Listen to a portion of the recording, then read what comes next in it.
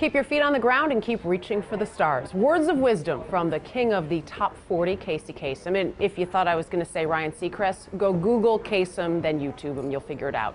Regardless, his words could apply to the college basketball scene as the top 4 teams in the country were all brought back down to earth this week. Time to reshuffle the deck, and while we don't have time to present the top 40, we do have ESPN.com Pat Forde back with us to present the top 5 at least. Pat, in honor of Casey Kasem, we're going to do a countdown style, and we'll start at number 5. Which team is number 5 in the country according to you? All right, Dana. I'm going with BYU here. Close call between them and Texas, but you know what? BYU just keeps on winning, and while they may not have as many glamour wins, they haven't gone, say, to Texas and won there. They've beaten a lot of good teams. RPI loves them because they've beaten a lot of teams like Arizona, Vermont, St. Mary's that have kept their RPI in the top 2 for most of the season here. And they've got a guy, as we know, Jimmer Forde, whose name can be used as a verb, and that counts for something. So put the Cougars in at number 5. How about number 4?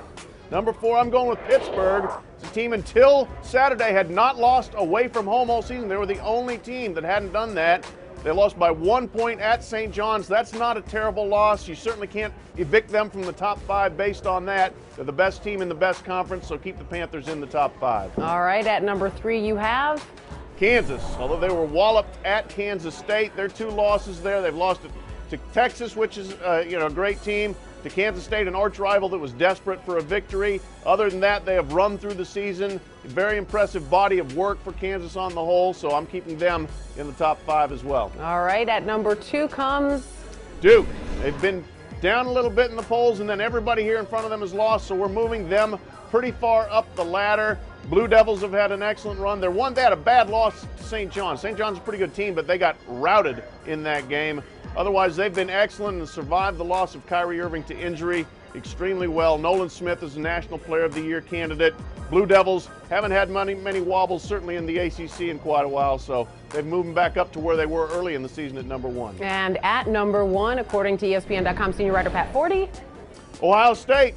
You know what? They may have lost on Sunday, but that was not a bad loss, as their loss was the weekend before. They've lost at Wisconsin, at Purdue, 2 top 15 teams. They've won at Florida, at Florida State, which Duke couldn't do. They've beaten Purdue badly in their building. So Ohio State still, I think, has the best overall resume. I'm going to keep the Buckeyes number 1 because clearly nobody else wants to be. And we will find out if everybody else agrees with you as well. ESPN.com senior writer Pat Forde. Pat, thanks.